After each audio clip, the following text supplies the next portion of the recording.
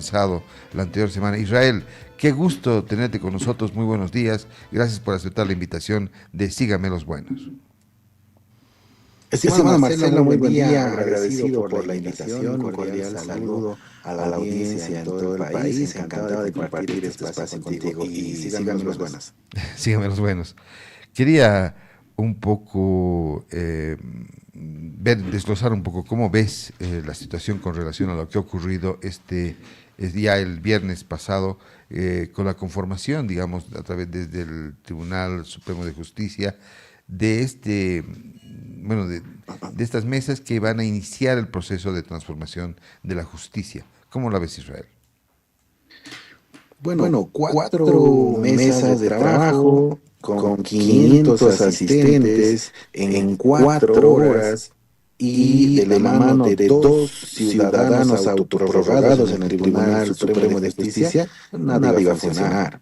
Lamentablemente, las conclusiones de este encuentro han sido extremadamente débiles. Lo único prioritario, al parecer, y esto hay que cuestionar, es que solo les interesa el 5% de presupuesto para el órgano judicial, ¿no? Hay hechos de pronto que rescatar, por ejemplo, la justicia digital, ¿no? que se debate en que ya no existan más expedientes, ya no más papel, todas las notificaciones, procedimientos, mecanismos de comunicación procesal digitales. Me parece importante. Lo otro importante tiene que ver con el establecimiento de una carrera judicial. De acuerdo, ellos le llaman carrera judicial vertical. Es decir, el que es pasante, supernumerario, oficial de diligencias, auxiliar, actuario, secretario, esa carrera tiene que derivar en ser juez, ese juez en ser vocal, ese vocal en postular a la magistratura. Hoy día cualquier abogado, cuando hay elecciones, postula a magistrado y aparece de magistrado, sin haber tenido carrera judicial. Entonces, un hecho también importante. Pero ese equilibrio no se genera, es decir, promovamos y generemos estabilización, buena remuneración para los jueces, pero no sistema disciplinario para los jueces. No hay una ley en este momento que garantice que juez procesado, juez destituido, en el caso de haberse advertido actos irregulares. Entonces creo que hay entre esos 11 puntos de conclusión de esta cumbre, de este diálogo interinstitucional en Sucre, que pues han sido muy débiles. Y nuevamente, en 4 horas y 500 personas reunidas, no va a cambiar, ni siquiera va a iniciar el cambio de esa nueva justicia que todos aclamamos. No, definitivamente es un tema. Hay temas que quedan pendientes, por ejemplo, el tema de la elección de jueces. ¿Cuál es tu criterio con respecto a este punto? Marcelo, no podemos elegir más jueces por voto popular. Hemos elegido 3 tandas de cúpula judicial en el país por voto popular. Esta tanda está teniendo atisbos de cambio, atisbos de independencia judicial, en buena hora. Efecto del denominado caso consorcio aquí en La Paz, un juez involucrado, el propio presidente, aparentemente expresidente del Tribunal Departamental de Justicia de La Paz, una vocal, un magistrado suplente, un ministro de Justicia. Lamentablemente el juez principal fallece, ¿no? Se suicida. Caso muy grave de consorcio, ¿no? Eso se destapa y el Tribunal Supremo de Justicia reivindica independencia. Me parece muy importante. Pero las otras 2 tandas judiciales, a quienes hemos elegido, el pueblo ha ido a votar por magistrados azules. El MAS definía quiénes debían estar en la lista y el pueblo solo refrendaba la voluntad del MAS. ¿Cuáles han sido los resultados? Justicia funcional al poder político. Recuerda, Marcelo, el fallo 084-2017 de la reelección presidencial como derecho humano y además indefinida. Esto sancionó un tribunal constitucional y bueno, el actual tampoco es diferente, se ha autoprorrogado, o sea, han vilipendiado la administración de justicia en nuestro país, hemos tenido fallos sastre, fallos a medida del poder político. Entonces, ya no más jueces por voto. Hoy la designación tiene que ser por meritocracia y no cartoncracia, no el que pone más títulos sabe más del derecho. Tiene que haber elementos de evaluación, que sean tribunales interórganos colegiados de evaluación a un postulante que quiera ocupar una alta magistratura y puede la Asamblea Legislativa Plurinacional designar de manera inmediata y directa, saltando el mecanismo de elecciones judiciales, a recomponer tanto el Tribunal Supremo de Justicia como el Tribunal Constitucional Plurinacional, y se lo puede hacer inaplicando excepcionalmente la Constitución. ¿No? Si se requieren reformas, impulsar justamente esta nueva forma de administrar justicia y devolver la credibilidad a ese pueblo de esa justicia indolente y servir al poder político. Esos elementos hay que cambiarlos ahora. Claro, claro. No, y es muy importante. Ahora, los consorcios. ¿Cómo funcionaban los consorcios? ¿Y en qué medida, digamos, la falta de una aplicabilidad o de una transformación de la justicia ayudaban o, digamos, se convertían en cómplices para que los consorcios sigan vigentes? ¿Qué es un consorcio? Para que la gente entienda. Bueno, un consorcio es cuando un abogado trabaja de la mano del juez, coordina en materia penal con el fiscal y pues define por dónde deben sujetarse fallos judiciales. Si un estafador serial, un feminicida, un asesino, un narcotraficante busca un consorcio jurídico de abogados y los contrata y les dice, bueno, tengo procesos penales libres de responsabilidad. Bueno, ese consorcio le dice a su cliente, bueno, te va a costar tantos miles de dólares porque le tengo que dar al notificador, al fiscal, al juez, al asistente, y nosotros te cobramos tanto. Pero tú vas a estar limpio. Así haya victimado, asesinado, o sea un feminicida serial, si va donde este consorcio, está libre de culpa. Así funcionaban estos consorcios judiciales en, lamentablemente, gran parte del país. Bueno, se fue cortando de a poco, ¿no? Justamente a partir de este nuevo diseño de la administración judicial, y cuando designas jueces también de carrera, un juez ya no se presta para aquello. Entonces, ha ido mermando, no ha desaparecido, lamentablemente no, está penetrada en nuestro sistema judicial esta inadecuada forma de resolver causas judiciales. Por eso hoy día, Marcelo, no solo tenemos una de las peores justicias en la región, en el mundo, ¿no? Es una de las peores justicias que tenemos. Entonces, creo yo que si creemos en reformar, reestructurar la justicia en nuestro país, tiene que comenzar en casa. Y esa reforma tiene que comenzar del propio tribunal, del órgano judicial, de la mano del Ejecutivo, de la mano del Legislativo, porque se requieren leyes para reformar. El último encuentro en Sucre ni siquiera lo ha invitado al vicepresidente del Estado, ni al propio ministro de Justicia, que es justamente el titular del área en el Ejecutivo. Entonces, creo que ha sido lamentablemente un encuentro que no va a tener resultados. Y bueno, seguiremos soñando seguramente mañana, pasado, 5 o 10 años, ojalá que la justicia cambie. ¿Un saludo a la bandera, más o menos? Sí, yo creo que sí, ha sido otro más, ¿no? Porque las cumbres de justicia convocadas por el masismo eran encuentros en que congregaban a todos y definían en sus mesas de trabajo conclusiones de lo que le interesaba al poder político. Mira tú un par de conclusiones de estos 11 puntos del encuentro del día viernes, estimado Marcelo. Sobre la justicia indígena, definen que se mejore las condiciones financieras.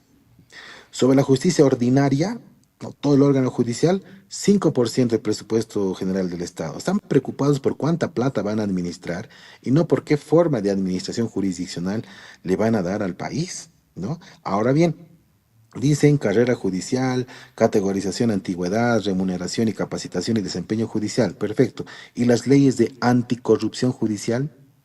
Ni una, no han hablado siquiera de aquello. Dicen, cesemos a los autoprorrogados, de acuerdo, 5 en el Tribunal Constitucional, y los 2 que están en el Tribunal Supremo de Justicia estaban sesionando, sentándose con los que van a reformar la justicia. ¡Qué contradicción! Entonces así no va a funcionar. Ha sido realmente un encuentro y, entre comillas, rescato tus palabras, de saludo a la bandera. Ahora, obviamente el presupuesto del 5% sí creo que es rescatable. Es un tema que ha estado viéndose ya hace bastante tiempo con relación a que esto podría evitar en alguna medida el tema de Bueno, que los jueces ganen bien, obviamente si lleguen hasta ahí por meritocracia, hará que haya menos corrupción. ¿Es esto posible? No. ¿No? En los últimos 5 años, Marcelo, el presupuesto general para el órgano judicial se incrementó de 0,24% a 0,35%. Por supuesto que hace falta. Entonces, de ese 0,35% del presupuesto general de todo el Estado, hay que mínimamente triplicarles el presupuesto. Estoy de acuerdo, que sea 1% y por ley nacional. Hay que triplicarles el presupuesto, pero ¿dónde tiene que destinarse ese dinero? Esto es importante. Te comento un par de apuntes. El anterior Tribunal Constitucional, casi la totalidad de magistrados se fueron a China Mm, a un viaje de placer. mm. ¿Qué hace un magistrado que tiene que ejercer jurisdicción en el país estando en cócteles internacionales con sus similares? ¿Qué capacitación china le va a servir a la jurisdicción constitucional boliviana? Hace 2 años, el presidente del Tribunal Constitucional se va al Perú a celebrar la vigencia de la Constitución peruana. Y sus colegas en Sucre lo tumban, lo sacan de presidente y ponen otro. ¿Por qué vamos a disponer presupuesto para viajes y viáticos de los magistrados cuando tienen que trabajar en su sede, en Sucre? ¿No? Entonces este presupuesto no puede ser para gasto administrativo, tiene que ser para justamente gasto corriente en razón de salarios. Mira tú un dato interesante, estimado Marcelo. Mm. De los más de 340 municipios en el país, solamente el 49%, es decir, ni la mitad, cuenta con un juez en esa jurisdicción municipal. Eso significa que el 51% del resto de alcaldías en el país no tiene un juez cercano. Entonces ahí pues se restringe el acceso directo y oportuno al derecho a la justicia. Este incremento que vaya en incrementar más operadores de justicia y se pueda cubrir el 100% de cobertura territorial en el país para que existan operadores de justicia. ¿Dónde trabajan? Hay que darles infraestructura, juzgados y material importante, claro, pues, pero ahí están los municipios. También tienen partidas presupuestarias para darles condiciones óptimas a la comunidad litigante. Entonces, tiene que equilibrarse. Yo estoy de acuerdo en que se incremente del 0,24 al 0,35 hoy día que tengan uno que es casi el triple, bienvenido. 5% es inviable, peor que estamos en una situación de crisis económica, darles solamente presupuesto para partidas administrativas no es lo correcto, pero hay que mejorar, estoy de acuerdo, y un 1% por lo menos este año es importante. Si luego progresivamente puede incrementárseles igual por ley nacional, entonces eso es bienvenido. Hasta este 2024, estimado Marcelo, el presupuesto general lo definía el Ejecutivo en la ley del presupuesto general del Estado. El judicial ni participaba en su propio presupuesto.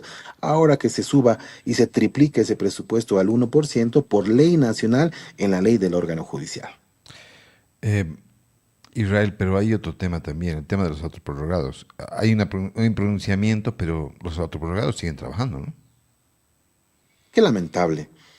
Por eso, inadecuada la metodología planteada por el Tribunal Supremo de Justicia, invitar a todos, universidades, todo el Ministerio Público, autoridades de la justicia indígena, colegios de abogados, pero no invita a la comunidad litigante, a las personas pues que son afectadas por malos fiscales, por malos jueces, que planteen qué reformas se necesita y dónde está el problema en la administración judicial. Pero además omiten invitar al vicepresidente del Estado y al ministro de Justicia. ¿Cómo van a operativizar los resultados de ese encuentro? Debieron estar los dos presidentes de las cámaras de diputados, de senadores, el vicepresidente del país, el ministro de Justicia, el viceministro de Justicia. Debieron estar presentes para acopiar las conclusiones de este encuentro y proyectar, ya sea en el área administrativa o en el área legislativa, estas reformas. Y una ley importante, ¿cuál era? La ley de cese de funciones de los ciudadanos autoprorrogados, 5 en el Tribunal Constitucional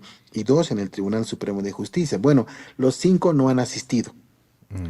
4 magistrados legal y constitucionalmente electos del Tribunal Constitucional sí asistieron. Esto es importante que hayan participado, pero del Tribunal Supremo de Justicia existen 2 autoprorrogados. Esos 2 autoprorrogados, estimado Marcelo, estaban en la testera, estaban en las fotos junto al presidente Rodrigo Paz, estaban en todas las mesas de trabajo. ¿Cómo pensar una reforma judicial de la mano y al lado de los ciudadanos autoprorrogados. Eso es completamente incongruente. Eso es lo que tiene que cambiarse, ¿no? Cesar a ellos y pensar en la elección directa, inmediata de los siguientes magistrados al Tribunal Supremo de Justicia, al Tribunal Constitucional. Ese fue el talón de Aquiles y uno de los graves errores que cometieron el Tribunal Supremo de Justicia, de sentarse junto a dos ciudadanos autoprorrogados. ¿Cuál es el camino que debería seguirse Israel? ¿Cuál es el camino correcto? ¿Qué es lo que debería hacer el gobierno, el Poder Judicial, la Asamblea Legislativa? No sé, digamos, qué elementos, cómo debería llevarse adelante una transformación de la justicia. Medidas inmediatas, ¿no? Hemos tenido 2 años de quebrantamiento del Estado de Derecho. ¿De la mano de quién? De los ciudadanos autoprorrogados. La justicia constitucional, Marcelo, ha cercenado las atribuciones constitucionales de la Asamblea Legislativa Plurinacional. No puede fiscalizar, no puede interpelar a ministros. Entonces hay que cerrar esas salas constitucionales. Se ha cercenado desde estas instancias y procesar a quienes han vulnerado la Constitución, pues cesar las salas constitucionales y devolverle esa competencia a los más de 1.000 jueces que tenemos. Te pongo un ejemplo. La ciudad del Alto, ¿no? De donde yo soy, más de 1 millón de habitantes tiene la ciudad del Alto y Sí. una sala constitucional compuesta por dos vocales. Las causas de 1 millón de habitantes solo las administran estas dos personas, monopolizan las causas, ¿no? En La Paz, más de 1 millón de habitantes, cuatro salas constitucionales, dos vocales por sala. ¿M? Entonces solamente tenemos 6 personas que administran la justicia constitucional en La Paz, cuando debieran estar los más de 300 jueces que existen, operar la administración de justicia constitucional. Por eso hay que cerrar las salas constitucionales y darle una muestra efectiva al país. Segundo, cesar a los ciudadanos autoprorrogados para recuperar el Estado de Derecho, que no haya un riesgo en el Tribunal Constitucional, que si se sueñan mal estos ciudadanos, van a atentar a la Constitución. Cesar a los autoprorrogados en el Tribunal Constitucional, en el Tribunal Supremo de Justicia.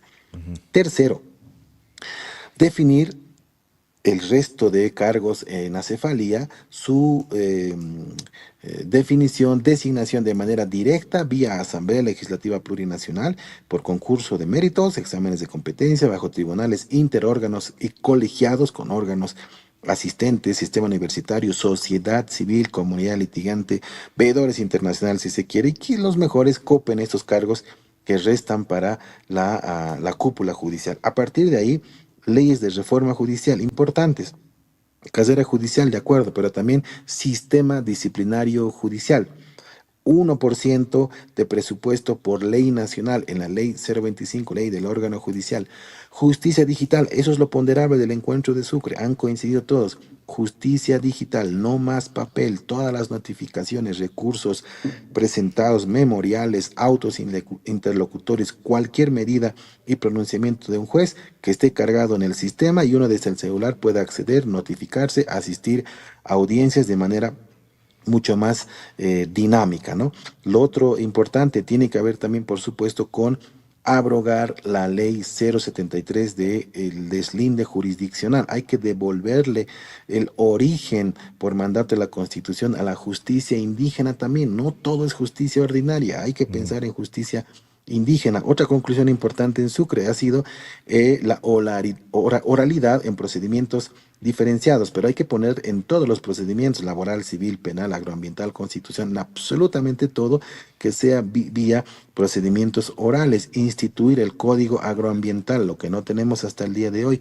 Entonces, hay reformas normativas de un paquete normativo que deben impulsarse, pero medidas inmediatas tienen que ver con cambiar la cúpula, cesar a esos ciudadanos que han atentado a la Constitución y empezar a darle otro matiz a la gente, credibilidad. Si un juez no tiene una ley que lo sancione, va a estar en puros procesamientos administrativos reglamentarios del Consejo de la Magistratura. Cuando el Consejo de la Magistratura identifica una irregularidad en un juez, ¿qué significa? Que el juez se equivocó, que el juez falló de manera irregular. ¿Y eso qué es? Es delito, es prevaricato. No puede perdonársele a ese juez, tiene que ser procesado. Pero hoy día, cuando esa irregularidad se procesa, se sanciona, o les descuentan medio día de haber. Digamos que los destituyan, este juez presenta un amparo, lo presenta ante sus compadres los vocales en materia constitucional y vuelve al cargo. Así está nuestra justicia, por eso es poco probable que funcionen los cambios si no se toma un golpe de timón estructural para poner esos mecanismos de sujeción al juez, sabiendo que si se va a equivocar va a ser destituido y procesado, garantizarle su carrera judicial, buen presupuesto. Hay elementos que abordar, pero si no lo hicieron de la mano de quienes debieron estar, por ejemplo, en la cabeza del legislativo, ya empezó mal ese encuentro. Bien, cambiando un poco de tema, ¿cómo ves el tema este de el vicepresidente como que ha agarrado, digamos, el tema de la corrupción? ¿Es Sí. viable que se genere, digamos, a partir del vicepresidente de repente, no sé, un espacio, como ocurrió con Lupe Cajías ¿te acuerdas? Había una dirección de lucha La contra la SAR corrupción, anticorrupción. la sala anticorrupción Sí. desde la vicepresidencia. ¿Se podría generar este tipo de mecanismo? ¿Cómo lo ves jurídicamente? Sí, yo creo que sí. Ocurre que eh, cuando el vicepresidente Lara en campaña propone pues luchar contra y combatir contra la corrupción, se hace un eslogan electoral que Ujú. tiene muy buenos adeptos y que seguramente ha capitalizado gran porcentaje de decenas de miles de votos, ¿no? Lo que le ha permitido también seguramente ganar, ¿no? Las elecciones generales en segunda vuelta. En primera vuelta le fue muy bien al capitán Lara. En segunda vuelta, creo que si seguía hablando, perdía en la elección. Pero en primera vuelta le fue muy bien. ¿Cómo instituir aquello? El vicepresidente no tiene esa competencia, ¿no? No puede crear una dirección nacional de la vicepresidencia anticorrupción, no lo puede hacer. Administrativamente, en su unidad de transparencia, sí. La unidad de transparencia de la vicepresidencia puede recibir, hay una ley de lucha contra la corrupción y de unidades de transparencia, ahí puede congregar una oficina nacional donde reciba denuncias de hechos de corrupción. La cuestión es si logísticamente va a estar en condiciones el vicepresidente de atender toda esa demanda, de atender todos esos presuntos hechos de corrupción que existen, quizás en más de 300 alcaldías en el país, en las propias 9 gobernaciones y en la estructura nacional de los ministerios de Estado. Si estos hechos de corrupción son justamente procesados, son iniciados en un tratamiento de investigación y si se deriva, por ejemplo, en algún hecho de iniciar una acción penal, lo puede hacer. Sin embargo, ¿qué impedimento va a tener? Que por la cantidad de denuncias que reciba no va a poder resolver Mm. de manera directa. Entonces, lo que sí puede hacer el vicepresidente es modificar estas leyes 004 y la ley justamente de unidades de transparencia para fortalecer la misma, asignarles también presupuesto óptimo y que pueda a la propia vicepresidencia en su estructura orgánica definir una oficina nacional para lucha contra la corrupción desde el legislativo. Si se lo hace desde el ejecutivo, lo va a tener todo el poder y administración el presidente Rodrigo Paz, lo que creo que no quiere el vicepresidente Edman Lara. Él quiere ser el paladín de la justicia, está en su eslogan. Bueno, si lo quiere hacer también es con resultados, no es con TikToks. Los Mm. resultados de lucha ante la corrupción son con resultados, no solamente con transmisiones en vivo y eslogans desde una cuenta de red social. Esa lucha hay que combatirla formalmente y la formalidad es materializar en procesos penales aquellos indicios que se tenga y encarcelar a quienes han sido responsables de hechos de corrupción. Hace una semana el vicepresidente denunciaba un aparente hecho de incumplimiento ante un fallo constitucional en contra del comandante de la policía boliviana. Sí, Hasta el día de hoy sigue en funciones el comandante de la policía. Entonces, creo que no está teniendo la fuerza política suficiente el vicepresidente para lograr cuando menos el cambio de ese ciudadano. claro, sí, están justamente, lo que dice es que están evaluando, están realizando todo lo que va a ser el cambio de mandos, no tanto en la policía como en las Fuerzas Armadas. Ese es un ámbito complicado. Policía y Fuerzas Armadas, ¿cómo ves esta situación de manejo junto al nuevo esquema de gobierno? Bueno, las Fuerzas Armadas, por las tandas de generales que les toca asumir el mando, siempre han tenido, ¿no?, un nivel de funcionalidad Ujú. al gobernante de turno. Claro, imagínense generales de las Fuerzas Armadas de la policía que no tenga una coordinación con el mando político, entonces se va a la reserva. Así nomás es, ¿no? Entonces, los altos mandos policiales y de las Fuerzas Armadas tienen que responder también a este momento político, y no porque haya una ideología o un color o a 20 años del MAS contra los 20 años del MAS, no, porque la Constitución les exige esa coordinación justamente de subordinación al mando político y constitucional.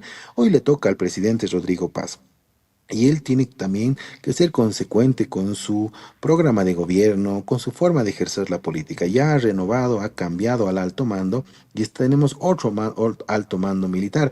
Pero ya no más, este noviembre se vienen los ascensos también de las propias Fuerzas Armadas. Va a tener que su gobierno definir a qué coroneles los va a ascender a generales este año, ¿no? Tanto en las Fuerzas Armadas como en la policía boliviana, o también puede definir un cambio total y una, dos, tres promociones mandar a la reserva y trabajar con las siguientes promociones. Está en su facultad constitucional.